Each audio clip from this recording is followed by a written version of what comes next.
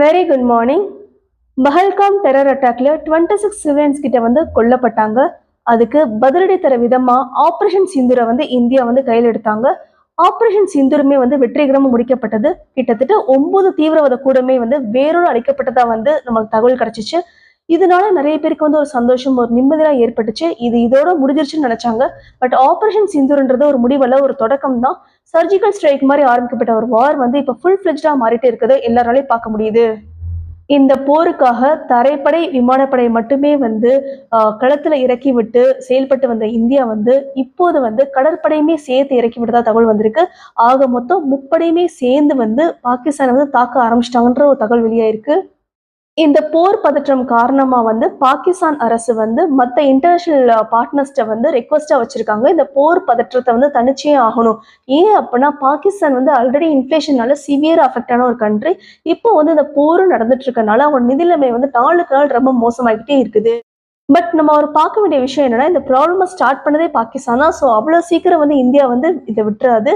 இன்னுமே வந்து போர் கண்டினியூ ஆகிட்டு தான் இருக்குன்றது வந்து எக்ஸ்பர்ட்ஸோட கணிப்பா இருக்குது. பாகிஸ்தானோட நிதி நிலைமை வந்து நாளுக்கு நாள் ரொம்பவே மோசமடைஞ்சிட்டே இருக்கு.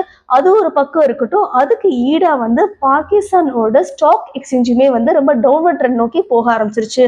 நேத்து மட்டும் கேஎஸ்சின்னு சொல்லக்கூடிய கராச்சி ஸ்டாக் எக்ஸ்சேஞ்ச் வந்து 6% கிட்ட டவுன்வர்ட் ட்ரெண்ட் நோக்கி போக ஆரம்பிச்சிருச்சு. அது மட்டும் இல்ல, போர் பதற்றத்தினால ஒரு சில மணி நேரம் வந்து ஸ்டாக் எக்ஸ்சேஞ்ச் வந்து நிறுத்தி வைக்கப்பட்டதாகவும் தகவல் கிடைச்சது.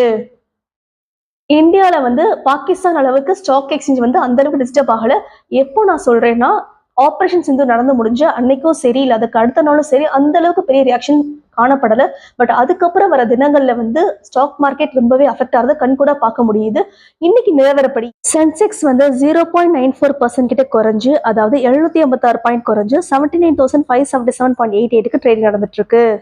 நிஃப்டி வந்து 0.95% குறைஞ்சு, அதாவது 231 பாயிண்ட் கீழே விழுந்து 24,042 கிட்ட ட்ரேடிங் நடந்துட்டு இருக்கு. தற்போதைய நிலவரப்படி Vikram Kasat head advisory PL capital வந்து என்ன சஜஸ்ட் பண்றாங்க அப்படின்னா, நம்ம எல்லா ஸ்டாக்ஸ்லயுமே வந்து ரேண்டமா கான்சென்ட்ரேட் பண்றதை அவாய்ட் பண்ணிட்டு defensive and quality large capital ஸ்டாக்ஸ்ல மட்டுமே நம்ம கவனம் செலுத்தும் போது நம்ம ரிஸ்க்ன்றது ரொம்பவே கம்மின்னு சொல்றாங்க. அது மட்டும் இல்ல, ரொம்ப அக்ரெசிவ் பொசிஷன் எடுக்க வேண்டாம், பிளஸ் ஃபண்டமெண்டலி ஸ்ட்ராங்கா இருக்கக்கூடிய கம்பெனில மட்டும் கான்சென்ட்ரேட் பண்ண சொல்றாங்க. இந்த அதிகப்படியான போர் பதற்றம் காரணமா எந்தெந்த ஸ்டாக்ஸ்ல வந்து ஹை பிரஷர் இருக்குன்னு எக்ஸ்பர்ட்ஸ் வந்து நினைக்கிறாங்க அப்படின்னா, airline stocks, aviation stocks, real estate stocks and tourism ஸ்டாக்ஸ்ல வந்து ரொம்ப ஹை பிரஷர் இருக்க போறதா வந்து எக்ஸ்பெக்ட் பண்றாங்க. அப்ப எந்தெந்த ஸ்டாக்ஸ்ல வந்து நல்ல சர்ஜ் ஆகும்னு சொல்றாங்க அப்படின்னா, டிஃபென்ஸ் அண்ட் ட்ரோன் ஸ்டாக்ஸ்ல வந்து ரொம்பவே வந்து சர்ஜ் ஆகும்னு எக்ஸ்பர்ட்ஸ் வந்து எக்ஸ்பெக்ட் பண்றாங்க. ஏன்னா பொதுவாகவே ஒரு கண்ட்ரி வந்து வார் ஸ்டார்ட் பண்ணிட்டாங்க அப்படின்னா டிஃபென்ஸ் அண்ட் ட்ரோன் ஸ்டாக்ஸ்ல வந்து வரவேற்புன்றது ரொம்பவே ஜாஸ்தியா இருக்கும். கரண்ட் சிச்சுவேஷன்ல ட்ரோன் ஸ்டாக்ஸ்க்கு வந்து நாளுக்கு நாள் மதிப்பு கூட்டிகிட்டே இருக்குன்றது எக்ஸ்பர்ட்ஸோட ஒப்பீனியன். அவங்க வந்து சில ட்ரோன் ஸ்டாக்ஸ் வந்து ரொம்ப இம்பார்ட்டன்டான நினைக்கிறாங்க. அது என்ன ஸ்டாக்ஸ்ன்னு பார்த்துடலாம். Bharat electronics, Hindustan aeronautics, solar industries and forest defence எல்லாம் வந்து ரொம்ப ரொம்ப முக்கியமான ட்ரோன் ஸ்டாக்ஸை வந்து எக்ஸ்பர்ட்ஸ் கருதுறாங்க.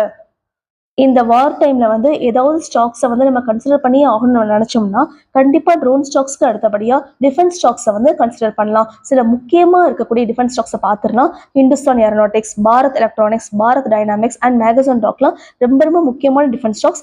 இதை வந்து நீங்க கன்சிடர் பண்றதுக்கு ட்ரை பண்ணுங்க. நம்ம வீடியோ எட்டுக்கு வந்துட்டோம். வீடியோ ஸ்கிப் பண்ணாம பார்த்துருப்பீங்க நம்புறேன். இந்த வீடியோ பிடிச்சிருந்தா ஷேர் பண்ணுங்க, சப்ஸ்கிரைப் பண்ணுங்க and please stay tuned for more stock updates. Thank you so much for watching.